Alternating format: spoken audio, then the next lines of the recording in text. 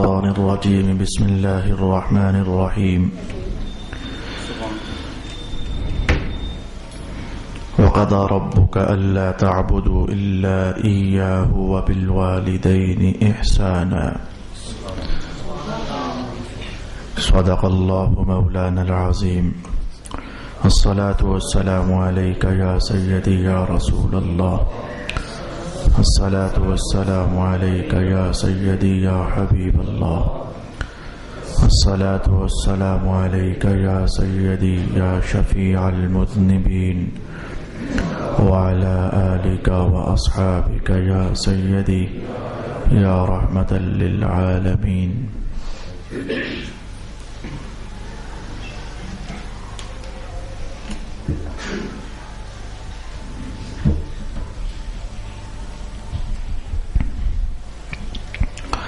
رسول پاک صلی اللہ علیہ وآلہ وسلم کی تعلیمات، والدین کی خدمت، ادب، احترام، حسن معاشرت، حسن سلوک، حسن عمل، ان کی رضامندی چاہنا، ان کا دل جیتنا، ان کو پیار سے دیکھنا، یہ سارے عنوانات ہم سماعت کر رہے تھے۔ سب سے پہلی حدیث جو آج کی نشست میں کہنا چاہوں گا اسے حضرت امام بخاری نے رحمہ اللہ نقل فرمایا، معروف بخاری شریف میں نہیں، الادب والمفرد کے اندر حضرت ابن عباس رضی اللہ عنہ ارشاد فرماتے ہیں کہ رسول پاک علیہ الصلوۃ والسلام نے ارشاد فرمایا کہ جس کے والدین دونوں زندہ ہوں تو دونوں کے ساتھ حسن سلوک کرے، اللہ اس کے لیے جنت کے 2 دروازے کھولتا ہے، اور اگر 2 میں سے کوئی ایک زندہ ہو اور ایک کے ساتھ اس نے سلوک کرے تو اللہ رب العالمین اس کے لیے جنت کا 1 دروازہ کھول دیتا ہے۔ پھر اگلا جملہ ہمیں انتہائی تشویش میں ڈالنے والا ہے، اس پر ہم رک لیں گے تھوڑی دیر کے لیے، قرآن حکیم میں کہیں آگے پیچھے نظر ڈال لیں گے، کوئی رہنمائی حاصل ہوئی تو کسی نتیجے پر انشاءاللہ پہنچ جائیں گے۔ جملہ حدیث کا سماعت کیجئے۔ فرمایا کہ اگر والدین ناراض ہو جائیں نا تو پھر اللہ تعالیٰ ناراض رہتا ہے جب تک یہ راضی نہیں ہو جاتے۔ آپ کو شاید اس جملے کا حساس ہونا سمجھ نہیں آیا۔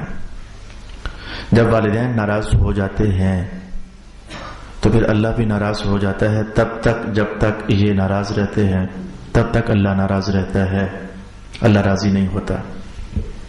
میں ایک تصویر آپ کے سامنے لاتا ہوں۔ مثلا آپ نے ایسے بچے دیکھے ہیں، ایسے نوجوان یا ایسے بیٹے کہ بیٹا مثلا نماز پڑھ رہا ہے لیکن والدین سے اس کا حسن سلوک نہیں ہے، رمضان آتا ہے تو روزے بھی رکھتا ہے لیکن والدین کے ساتھ اس کا رویہ ٹھیک نہیں ہے۔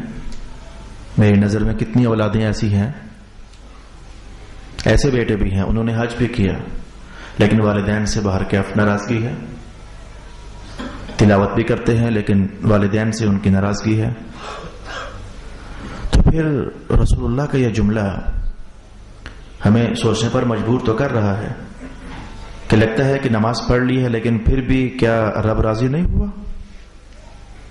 اگر والدین ناراض ہیں تو اس حالت میں اگر نماز پڑھ بھی لی ہے تو لگتا ہے کہ کیا رب راضی نہیں ہوا؟ اگر رمضان بھر کے روزے رکھ بھی لیے ہیں تو کیا لگتا ہے کہ رب اب بھی راضی نہیں ہوا؟ یہ ڈراؤنی بات ہے۔ میں نے یہ تو نہیں کہا کہ نماز ہوئی نہیں ہے، میں نے تو یہ کہا نماز اس نے پڑھی ہے، لیکن حدیث بتاتی ہے کہ اگر والدین ناراض ہیں نا تو بھلے اس نے نماز پڑھی ہے لیکن اللہ راضی نہیں ہوا۔ یہ بات ہی اور ہے کہ نماز ہوئی نہیں ہے، اور یہ بات ہی اور ہے کہ اللہ راضی نہیں ہوا۔ سر سے فرض کا ٹل جانا یہ اور شے ہے، اور اس فرض کی ادائیگی سے جو مقاصد ہوتے ہیں وہ حاصل ہوئے ہیں یا نہیں ہوئے یہ اور شے ہے۔ نہیں سمجھ آئے گی، مجھے مدد چاہیے حدیث کی۔ جہاں یہ ریاکاری کی حدیثوں کی بحث چلتی ہے، آپ حدیث کی کتاب میں کسی شرح میں کسی محدث کا کلام پڑھیے، مثلا یہ بیان کہ جس نے نماز پڑھی ریاکاری کے لیے تو قیامت والے دن اس کی نماز اس کے منہ پر ماری جائے گی، اس کا کیا مطلب ہے؟ کیا اس کی نماز ہوئی نہیں ہے یا کوئی اور راز ہے؟ یا جس نے دکھلاوے کے لیے نماز پڑھی تو اسے کوئی فائدہ نہیں ہوا؟ یعنی یہ بات ہے کہ اس کی نماز ہوئی نہیں ہے یا کوئی اور راز ہے؟ یا پھر مثلا یہ حدیث سنیے کہ جس نے حرام رزق کھایا اور عبادات کی تو جب تک وہ حرام اس کے پیٹ میں رہتا ہے تو لا صرف له ولا عدل، نہ اس کی کوئی نفلی عبادت ہے اور نہ اس کی کوئی فرضی عبادت ہے، حالانکہ وہ کر تو رہا ہے۔ کتنے حرام کمائی سے رزق کھانے والے نماز تو پڑھ لیتے ہیں، میں نے یہ دیکھا، لیکن حدیث کا بیان کہ لا صرف ولا عدل، نہ اس کی نفل نماز ہے نہ اس کی فرض نماز ہے، یہ کیا چیز ہے؟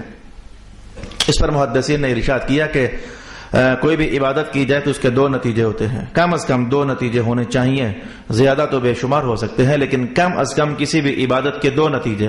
مثلا نماز کی بات میں کرنے لگا ہوں، یہ دیکھیے میں نے نماز پڑھ لی لیکن میں نے ریاکاری کے لیے نماز پڑھی، اگر ریاکاری کے لیے نہ ہوتی تو دو نتیجے تھے، اگر ریاکاری کے لیے ہے تو ایک نتیجہ ضائع ہو گیا، ایک پھر بھی باقی ہے، مجھے امید ہے کہ میں کامیاب ہو جاؤں گا۔ میں نے نماز پڑھی اخلاص مندی کے ساتھ، دو نتیجے ہوئے، ایک نتیجہ تو یہ ہوا کہ میرا سر سے بوجھ فرض ذمہ داری ٹل گئی، اب قیامت کو نہیں پوچھا جائے گا کہ تو نے نماز کیوں نہیں پڑھی، میں نے پڑھی ہے تو وہ بوجھ اتر گیا۔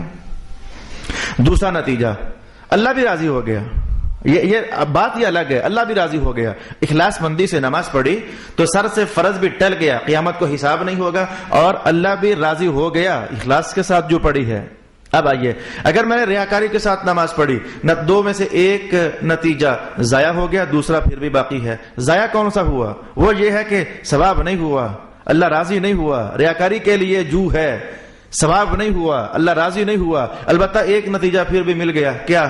پڑھ لی ہے، بوجھ اتر گیا ہے، نا پسندیدہ، قیامت کو کچھ ملے کہ نہ ملے لیکن یہ نہیں پوچھا جائے گا کہ تو نے پڑھی کیوں نہیں، کیونکہ اس نے پڑھی ہے۔ آخر آپ کو بات سمجھ آئی ہوگی کہ بعض اوقات ایک عمل کرنے سے کم از کم ایک فائدہ یہ ہوتا ہے کہ وہ کام ہو گیا اور اگلا نتیجہ اللہ خوش ہوا ہے کہ نہیں ہوا اس کے لیے کچھ اور ساتھ چاہیے ہوتا ہے۔ اب واپس آئیے، میں بات اپنے عنوان کی آپ کے سامنے کہوں، حضور کا جملہ مبارک، جس کے والدین ناراض ہو گئے تو اللہ ناراض ہے، جب تک وہ راضی نہیں ہو جاتے تب تک اللہ بھی راضی نہیں ہوگا۔ اے میرے اللہ، نماز تو پڑھ رہا ہے، میں وہ ناراض ہے نا، تو نماز پڑھنے سے صرف ایک ہی فائدہ ہو رہا ہے، ٹل گئی سر سے، قیامت کو سوال نہیں ہوگا کہ تو نے پڑھی کیوں نہیں۔ رہا فائدہ نمبر 2 کہ ہم راضی بھی بڑا ہوئے ہیں، وہ تو حاصل نہیں ہوا ہے۔ رہا فائدہ نمبر 2 کہ ہم جزاؤں کے ڈھیر لگا دیں گے، وہ تو حاصل نہیں ہوا ہے۔ بس کچھ اس طرح کی بات ہے، بندے نے نماز پڑھی، روزے رکھے، سب کچھ کیا، صرف فرض سر سے ٹل گیا، باقی رہی بات یہ کہ اللہ راضی بھی ہو گیا ہے، کرم اترے گا، فضل کا سابن برسے گا، رحمتیں بندے کا طواف کریں گی، بندہ جدھر رخ کرے گا اللہ کامیابیوں کے دروازے کھول دے گا۔ ہمیں ایسا نہیں ہوگا، بس فرض سر سے ٹلا ہے۔ کتنا زبردست مغالطہ ہے اس نوجوان کے لیے جو اس میں خوش ہے، میں بندگی کرتا ہوں، میں ریاضت کرتا ہوں، میں شب بیداریاں کرتا ہوں، اللہ کے حضور روتا دھوتا ہوں، لیکن ماں ناراض ہے، باپ ناراض ہے۔ حضور کا بیان سن لینا چاہیے، اگر وہ ناراض ہیں تو کچھ بھی کر، اس کچھ بھی کرنے سے صرف یہ ہے کہ تیرا بوجھ اتر رہا ہے، بس تیرا فرض سر سے ٹل رہا ہے۔ رہی بات یہ کہ ہم تو سے بڑا راضی ہو چکے ہیں، جی نہیں، راضی نہیں ہوئے ہیں۔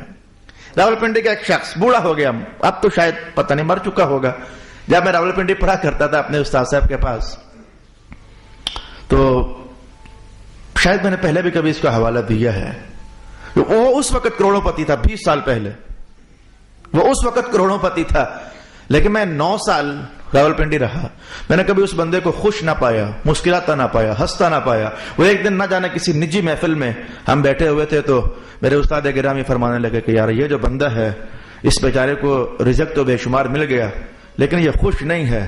تو میں نے کہا استاد صاحب یہ خوش ہے کیوں نہیں؟ کہنے لگا اس کی ماں مر گئی ہے اور اس سے ناراض ہو کر مری ہے، اور اس کی ماں کی اس کو بد دعا تھی۔ تو رزق یہ خوشیاں نہیں دیتا ہے، یہ بات یاد رکھنے والی ہے۔ روپیے یہ خوشیاں نہیں دیتے ہیں، یہ خوشیاں دینے کے راز یہ کاروبار نہیں ہوتے ہیں۔ یہ بہت بڑے بڑے کاروباریوں کو کیا روتے نہیں دیکھا ہے؟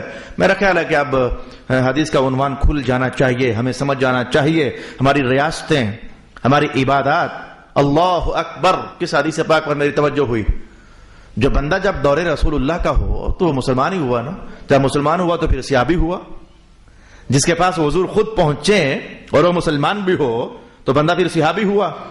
اب چونکہ نام حدیث میں خاموش، حدیث میں اتنے الفاظ آئے، ایک نوجوان، حدیث میں اتنے الفاظ آئے، ایک نوجوان لگے ہاتھ میں وہ پلس کرنے لگا ہوں، جب آئندہ پھر یہ حدیث آئے گی کہیں تو میں روک دوں گا، میں آج سنانے جو لگا ہوں میرے عنوان سے مل جو گئی۔ اطلاع ہوئی یا رسول اللہ ایک نوجوان مر رہا ہے لیکن ہم اسے تلقین کرتے ہیں، وہ تلقین قبول نہیں کر رہا،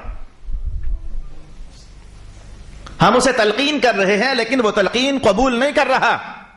تلقین سے مراد کہ ہم چاہ رہے ہیں کہ یہ پڑھے لا الہ الا اللہ محمد الرسول اللہ، لیکن وہ پڑھتا نہیں ہے۔ حضور نے پوچھا کیوں نہیں پڑھتا؟ کہا حضور وہ کہتا مجھ سے پڑھا نہیں جاتا، مسلمان ہے، صحابی ہے، لیکن تقدیر نے ایک منظر دکھانا تھا، بس تقدیر نے ایک منظر دکھانا تھا۔ صحابہ سارے جنتی ہیں، سبحان اللہ ہے، کوئی بھی صحابہ میں سے ایک شخص بھی دوزخی نہیں ہے، سب جنتی ہیں، سب سے اللہ راضی ہے، لیکن تقدیر نے ایک سبق ہمارے سامنے رکھنا تھا۔ کبھی رسول اللہ کو آئینہ بنا کر سبق ہمارے سامنے کر دیا جاتا، کبھی صحابہ کو آئینہ بنا کر تو نصیحت ہمارے سامنے کر دی جاتی۔ کہا حضور وہ کہتا ہے زبان پر جاری نہیں ہو رہا۔ مصطفیٰ کریم علیہ السلام نے پہلا سوال پتہ کدھر کیا؟ فرمایا اس کی ماں ہے؟ کہا حضور ماں تو ہے۔ فرمایا بلاؤ۔ والدہ حاضر دربار، رسالت مآب صلی اللہ علیہ وسلم۔ فرمایا کہ میں چاہتا ہوں کہ اب یہ ترجمہ نہیں مفہوم جلدی سے عرض کروں، آگے بڑھ جاؤں۔ میں چاہتا ہوں کہ لکڑیاں اکٹھی کروں اور تیرے بیٹے کو جلا دوں۔ کہا ہائے یا رسول اللہ نہیں۔ کیا تو پسند کرے گی کہ تیرے بیٹے کو لکڑیاں اکٹھی کر کے تو آگ لگا کر جلا دوں؟ کہا ہائے یا رسول اللہ نہیں۔ تو فرمایا کہ ادھر کی آگ جو جلائی جائے گی، بھڑکائی جائے گی، وہ تو بہت کم ہوگی، اگر ایک معاملہ ہے، اگر وہ نہ ہوا تو تیرا بیٹا دوزخ کی آگ میں جل جائے گا۔ کہا حضور کیا ہے؟ فرمایا تو اپنے بیٹے سے ناراض ہے نا؟ کہا ہاں حضور ناراض ہوں۔ میں اس لیے تو اس کی زبان پر کلمہ جاری نہیں ہو رہا ہے، معاف کر اسے معاف کر تاکہ اس کی زبان پر کلمہ آ جائے۔ کہا حضور اللہ کے لیے معاف کیا۔ حضور نے فرمایا اب جا کر تلقین کرو۔ اب صحابہ کہتے ہیں حضور ہم حاضر خدمت ہوئے، جا کر تلقین کیا، اس نے جاتے جاتے پڑھ لیا ہے لا الہ الا اللہ محمد الرسول اللہ۔ یہ عبادات، یہ ریاضات، یہ بندگیوں کے انداز، یہ شب بیداریاں، یہ جگراتے، یہ مقام قبولیت تک بندے کو پہنچا دیتے ہیں، لیکن تب حدیث کا بیان ہے کہ جب بندے کی ماں بھی راضی ہو اور بندے کا باپ بھی راضی ہو۔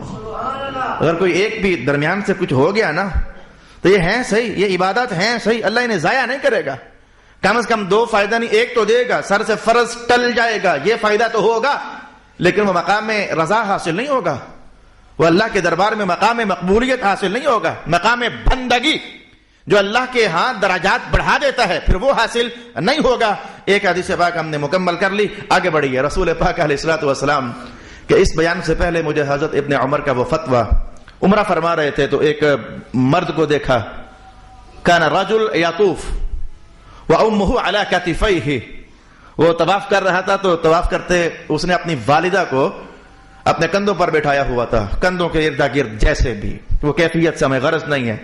تو اس نوجوان کا جب گزر ہوا حضرت عبداللہ ابن عمر کے پاس سے، دیکھا صحابی رسول ہیں تو چلتے چلتے سوال کر لیا۔ اب وہ تصویر آپ خود ہی محسوس کیجئے، وہ چلتے چلتے سوال کا سٹائل کیا ہوگا۔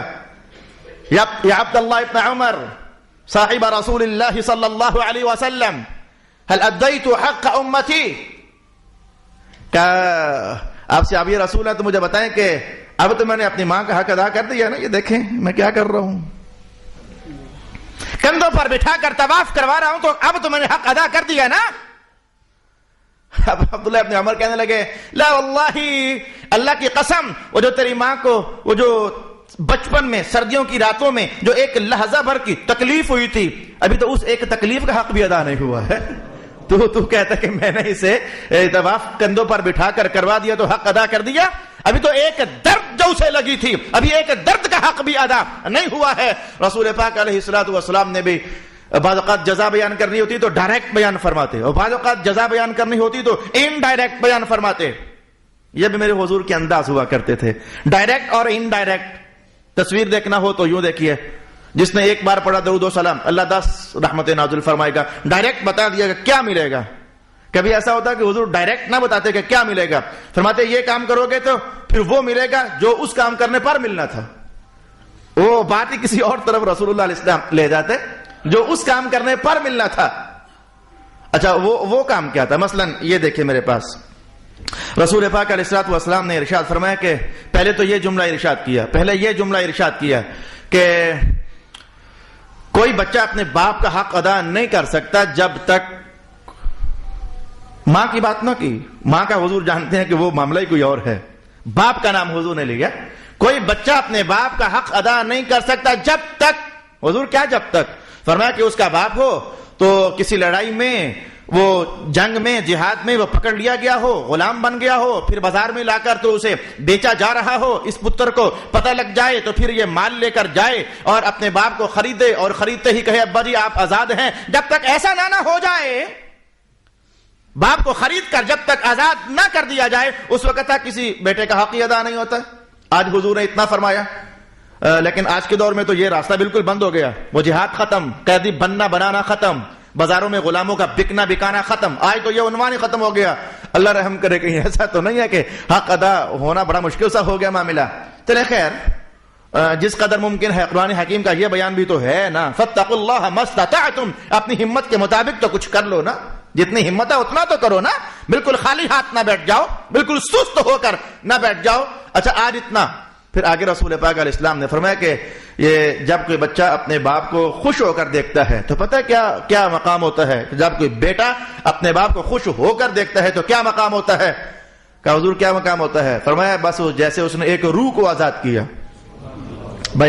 بتایا نا کہ کتنا ثواب ہوا, کتنا اجر ہوا, کتنا نتیجہ ہوا. میں اتنا ہوا جتنا کسی روح کو آزاد کرو. یہ روح آزاد کرنے کا مطلب کسی غلام کو آزاد کرو. بیان ہی نہ کیا کہ کتنا, فرمایا اتنا جتنا ایک غلام کو آزاد کرنے پر ہوتا ہے. اس میں حضور کی اپنی دانائیاں ہوتی تھیں. وہ علم بلاغت کے اعتبار سے جزا بیان کرنے کے لیے تشبیہ کہیں اور چلا دینا, تو بلاغت میں یہ چیزیں بیان ہوئی ہیں کہ ڈائریکٹ بیان نہ کرنا, انڈائریکٹلی بیان کرنا. اس کے اندر بھی سب سے خاص نقطہ یہ ہوا کرتا تھا کہ بات وہ دل سے اترتی روح تک جا پہنچے. زیادہ اس میں یہ نقطہ مضمر ہوا کرتا تھا, جیسے کہ یہ فرمانا جو 5 بار نہائے تو پھر کیا ہوتا ہے, میل نہیں رہتا. فرمایا نماز ایسے ہی ہے. اب مثال دے کر بات کہی نا, تو ادھر حضور رحمۃ اللہ نے تشبیہ, میں جس بیٹے نے باپ کو پیار سے دیکھ لیا, خوش ہو کر دیکھا, اللہ اسے اتنا ثواب دے گا جتنا ایک غلام کو آزاد کرنے کا. حضور وہ کتنا ہوتا ہے, میں وہ حدیث آپ کے سامنے لاتا ہوں تاکہ آپ کو سمجھ تو آئے کہ وہ پھر کتنا ہے, ورنہ عنوان شاید اس نشست کے حوالے سے ادھورا رہ جائے. رسول اللہ علیہ السلام فرماتے ہیں کہ جو کسی غلام کو آزاد کرتا ہے تو پتہ ہے نتیجہ کیا ہوتا ہے.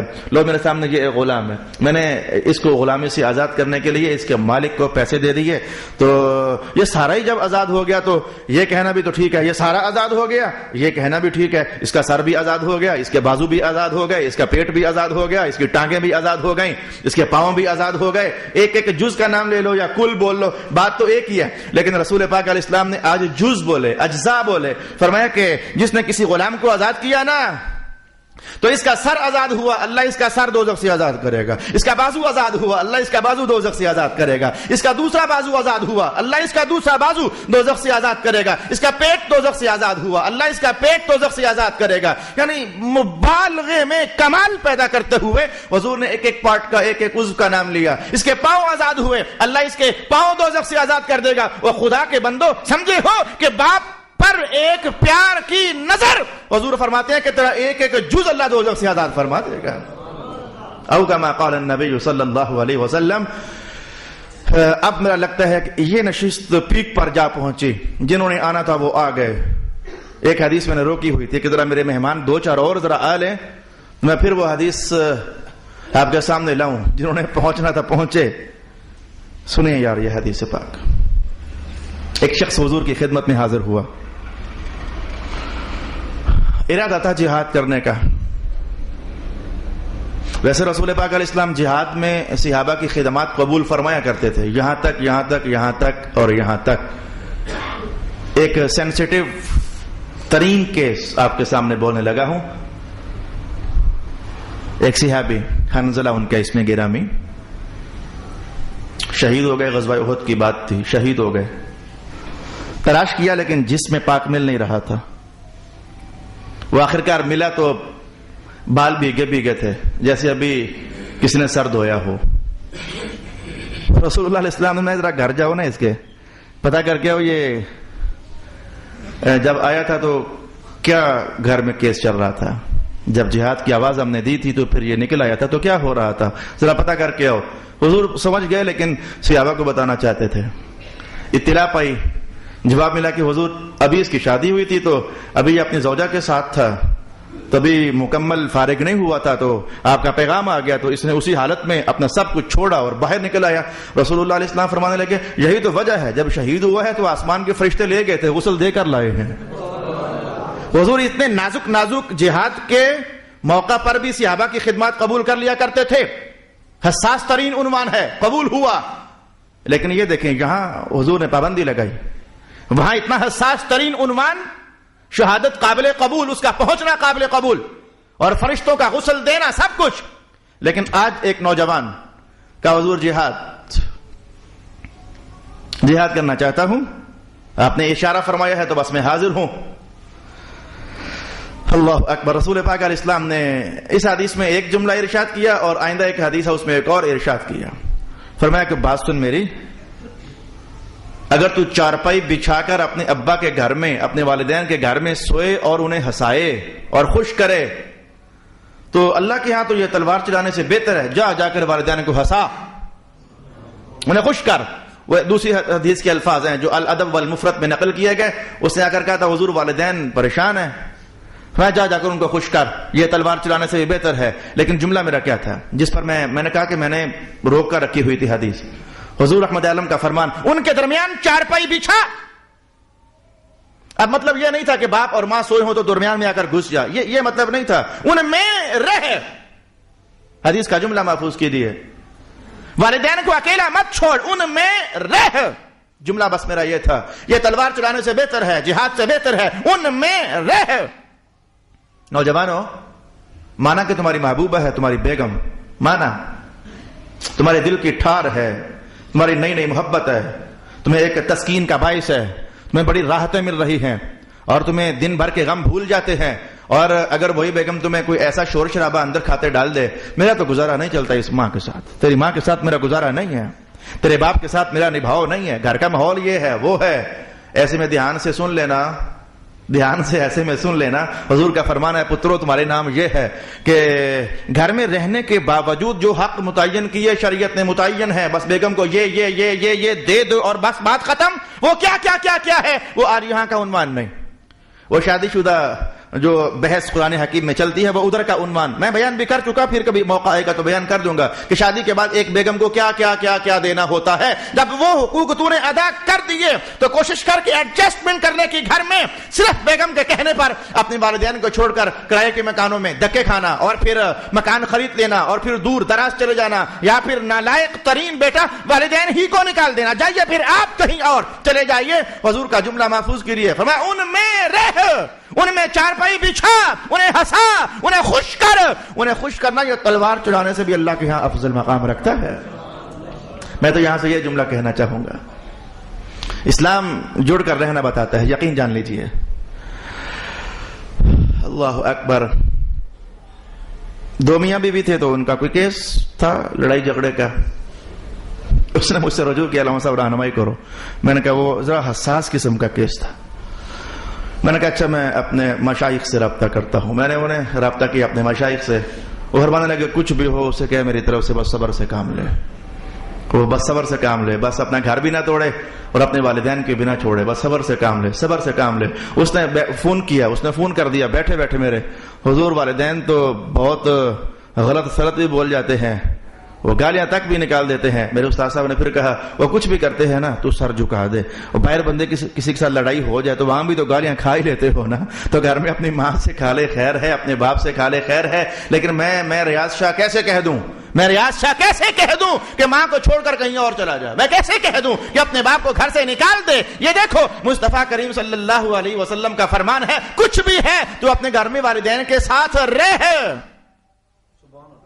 کچھ بھی ہے تو اپنے والدین کے ساتھ گھر میں رہ. یہ حدیث کی پاک کے الفاظ میں نے روک کر رکھے ہوئے تھے. عنوان واضح ہو گیا, سمجھانا ہی ہوتا ہے, پیغام دینا ہی ہوتا ہے. اس کے بعد عمل کی راہیں یہ ہر بندے کی اپنی ہیں. کون مذہب کی روشنی میں اپنے عمل کا قبلہ درست کر لیتا ہے اور اپنی منزل کے لیے روشنی حاصل کر لیتا ہے. آئیے ہم آگے بڑھ جانا چاہیں گے. رسول پاک علیہ السلام نے فرمایا کہ جنت کا درمیان والا دروازہ ہے باپ.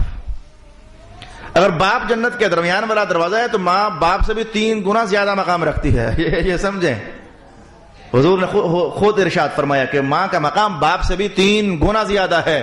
فرمایا باپ جنت کا درمیان والا دروازہ ہے. یہ درمیان والا دروازہ کہنے میں بھی راز تھا, جنت کا دروازہ کہنا ہی کافی تھا. وہ باپ جنت کا دروازہ ہے, کہا نہیں درمیان والا دروازہ ہے. میں اس وقت میں زیادہ حدیثیں تلاوت کرنا چاہتا ہوں, چونکہ آئندہ محرم الحرام بھی سر پر پہنچا, تو چونکہ مجھے وہاں بھی پھر کلام کرنا ہوتا ہے, زیادہ حدیثیں ہم تلاوت کرنے کا اہتمام کرنا چاہیں گے. رسول اکرم صلی اللہ علیہ وآلہ وسلم نے ارشاد فرمایا کہ یہ حدیث پہلے آپ کو بتا چکا ہوں کسی مقام پر, لیکن اب جب نشست میں ہے تو کہنے والا ہوں. جو بچہ اپنے والدین کو, اب تیزی سے ہم 2-3 حدیثیں نکال لیں. جو بچہ اپنے والدین کو پیار کی نظر سے دیکھے, اللہ اسے 2 مقبول حجوں کا ثواب عطا فرماتا ہے. ایک صحابی نے پوچھا حضور و ان کا نام امرہ, اگر 100 بار دیکھو تو کیا 200 حج؟ رسول اللہ علیہ السلام نے نعم اللہ اکبر و اطیب 3 بار جملہ ارشاد کیا, نعم اللہ اکبر و اطیب, نعم اللہ اکبر و اطیب. تو نے 100 بار کہا, اوے ہاں اللہ اس سے بھی بڑا ہے, اگر تو 200 بار دیکھے گا, 1000 بار دیکھے گا, اللہ تجھے 2000 حجوں کا ثواب عطا فرما دے گا. اللہ کے لیے کیا مشکل ہے, اس کے خزانوں میں کمی تو نہیں ہے نا, تھوڑ تو نہیں ہے نا. کئی بار میں گھر میں جب بیٹھتا ہوں تو والدہ ماجدہ بیٹھی ہوتی ہے, میں دل میں سوچ کر رہ جاتا ہوں کہ اے اماں آپ کے چہرے میں اللہ نے کیا رکھا ہے. میں ایک نظر دیکھتا ہوں تو اللہ 2 حجوں کا ثواب دے رہا ہے, یہ کیا رکھا ہے. والدہ ہمیں یہ راز نہیں سمجھ, لیکن ہم دیکھیں گے. محبوب کریم نے فرمایا ہم دیکھیں گے, لیکن سمجھ نہیں ہے کہ آپ کے چہرے میں آخر ایسا کیا ہے کہ ایک نظر ڈالنے پر اللہ رب العالمین 2 حجوں کا ثواب, اور وہ حجتان مبرورتان, 2 حج اور دونوں مقبول کے مقبول حج, کوئی ایک بھی ان میں سے رد اور رائے گاہ نہیں ہے. اللہ اکبر اللہ اکبر. پھر رسول پاک صلی اللہ علیہ وآلہ وسلم نے یہ جملہ کبھی اس موقع کے لیے تھا, کبھی ارشاد تھا کہ النظر الی وجہ علی عبادۃ. تو حضور کا یہ جملہ ہوا کرتا تھا اور تھا اور ہے کہ میرا علی وہ ہے جس نے ان کا چہرہ دیکھا تو اللہ دیکھنے پر ہی اجر عطا فرما دیتا ہے. میرا علی وہ ہے کہ جس نے ان کا چہرہ دیکھا, اللہ دیکھنے پر ہی اجر عطا فرماتا ہے. پھر حضور نے کسی اور موقع پر کرم نوازی اور زیادہ کر دی تو یہ بھی فرما دیا النظر الی وجہ العلماء عبادۃ, عالم کا چہرہ دیکھنے میں بھی عبادت ہے. لیکن آج میرے سامنے 3-4 جملے اور ہیں. حضور رحمت عالم فرماتے ہیں اپنے والد کو دیکھنا یہ اللہ کے ہاں مستقل عبادت ہے, اور کعبۃ اللہ کو دیکھنا یہ بھی عبادت ہے, اور قرآن حکیم کو دیکھنا یہ بھی عبادت ہے. اپنے بھائی کو اللہ کی رضامندی کی خاطر دیکھنا یہ بھی عبادت ہے. اللہ کی رضا کے لیے پیار کرنا, کسی سے کوئی درمیان میں غرض نہ ہو, درمیان میں کوئی غرض نہ ہو, کوئی منفعت نہ ہو, کوئی دنیاوی مقصد نہ ہو. فرمایا اللہ کی رضا کے لیے اسے دیکھنا بھی عبادت ہو جاتا ہے. زبردست حدیث پاک کے الفاظ, یہ دیکھو یہ ماتھا ہے, یہ ابرو ہے, اور ابرو کا جو یہ حصہ ہوتا ہے درمیان میں, اسے کہتے ہیں مابین الحجبین, 2 ابروؤں کے درمیان کا علاقہ, اسے 2 آنکھوں کے درمیان کا علاقہ بھی کہتے ہیں. رسول پاک علیہ السلام نے فرمایا کہ جو بندہ اپنی ماں کو یہاں ادب سے پیار سے کبھی بوسہ دے نا, ہائے میری ماں تو کتنی اچھی ہے, بس ادب سے یہاں یہ ماتھا, تو یہ اس کا ایک بوسہ جو ہے اللہ تعالیٰ اس بوسے کو اس بندے اور دوزخ کے درمیان حجاب بنا دیتا ہے. یہ ماں کے یہ ماتھے پر ایسے 2 آنکھوں کے درمیان بوسہ دے لینا, اللہ رب العالمین اسے جو دوزخ کے درمیان حجاب بنا دیتا ہے. اب میں ایک آخری حدیث اس نشست میں کہنا چاہوں گا. ایک صحابی نے پوچھا یا رسول اللہ اگر والدین فوت ہو جائیں تو اب ان کے ساتھ ہم کچھ حسن عمل, حسن سلوک, حسن رویہ, حسن کردار کر سکتے ہیں؟ رسول اللہ علیہ السلام نے 4 باتیں فرمائی. ہاں 4 باتیں ایسی ہیں کہ جو والدین کے مرنے کے بعد بھی تو ان کے ساتھ بطور حسن سلوک کے کر سکتا ہے. وہ 4 باتیں سن لیجئے, ہمارا وقت ختم ہو جائے گا. فرمایا ان کے لیے دعا کرنا, یہ مرنے کے بعد تیرے والدین کے لیے خدمت ہے تیری طرف سے. ان کے لیے استغفار کرنا, یہ تیری طرف سے خدمت ہے ان کے لیے ان کے مرنے کے بعد بھی. اگر انہوں نے کسی کے لیے کوئی عہد کیا ہوا تھا کہ میں زندگی میں کوئی عہد کیا تھا, میں تجھے یہ دوں گا یار, میں تجھے فلانی شے دوں گا یار, میرا تیرے ساتھ وعدہ, میں تیری اتنی خدمت کروں گا, 100 باتیں بندہ, میں تیری بیٹی کی شادی پر اتنے پیسے دے دوں گا. تو اگر تیرے والد نے کسی کے ساتھ کوئی عہد کیا ہوا تھا تو اس عہد کو نبھا دینا, اس عہد کو نبھا دینا. مجھے ایک عہد رسول اللہ کا بھی کیا ہوا یاد پڑ رہا ہے, لیکن وقت میرا مجھے گنجائش نہیں دے رہا. اور فرمایا کہ جو تیرے والد کے دوست تھے ان کے دوستوں کا بھی احترام کرنا. تیرے والد کے مرنے کے بعد جو تیرے والد کے دوست تھے تو ان دوستوں کا بھی احترام کرنا، یہ حسن سلوک ہے تیرے والد کے نام تیری طرف سے۔ اور جن لوگوں کے ساتھ تیرے والد کا رشتہ جڑا ہوا تھا، بھائی والا، بہن والا، چچا ہونے والا، تایا ہونے والا، جن لوگوں کے ساتھ تیرے باپ کا رشتہ جڑا ہوا تھا، ان کے مرنے کے بعد ان رشتوں سے اب تو بھی اگر جڑ کر رہے نا تو جڑ تو ان سے رہا ہے، لیکن تو سمجھ جانا کہ یہ خدمت تو اپنے والدین ہی کی کر رہا ہے۔ او کما قال النبی صلی اللہ علیہ وسلم، وآخر دعوانا الحمدللہ۔